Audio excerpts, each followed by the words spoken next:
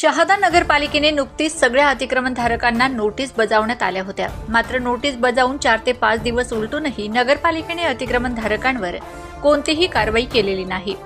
शहाद्यात अतिक्रमणामुळे आणि रस्त्यावर लावणाऱ्या हातगाड्यांमुळे अनेक पादचारी तसेच वाहनधारक त्रस्त आहेत।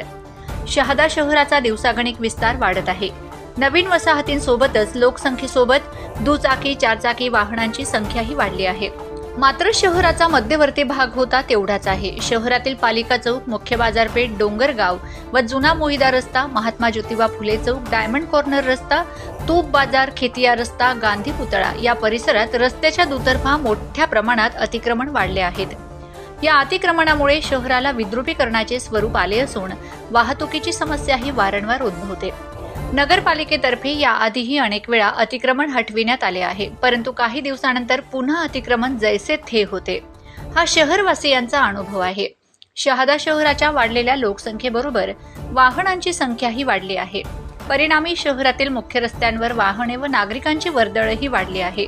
सकाळी 10 ते 12 वाजेच्या दरम्यान व सायंकाळी 4 ते 6 वाजेच्या दरम्यान डॉक्टर बाबासाहेब आंबेडकर पुतळा, नगरपालिका चौक, महात्मा गांधी पुतळा, जुना खेतिया रोड, स्टेट बँकेसमोरील रस्ता आणि जुना मोहिदा रस्ता या ठिकाणी वाहनांची व पादचारी लोकांची प्रचंड वर्दळ असते।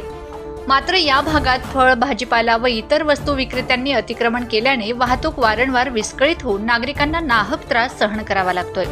शहाद्यात 4 प्रमुख रस्त्यांवरील अतिक्रमणाचा मुद्दा दरवेळी चर्चेला येतो। यातील छत्रपती शिवाजी महाराज पुतळा ते मिशन बंगला पर्यंतचा 80 फुटी रस्त्यावरील स्टेट बँक परिसर आणि पाण्याची टाकी ते मिशन बंगला हा रस्ता नेहमीचा अतिक्रमित ठरला आहे। तसेच पालिकेपासूनच ते सोनार गल्लीपर्यंतचा मेन रोड, पालिका हद्दीतील डोंगरगाव रोड आणि जुना मोहिदा रस्ता हे रस्ते दुतर्फा वाहतुकीचे असताना या रस्त्यांच्या दोन्ही बाजूला अतिक्रमित ठेले, टपरे आणि दुकानदारांमुळे पायी चालणाऱ्यांना सुद्धा रस्ता शोधावा लागतोय।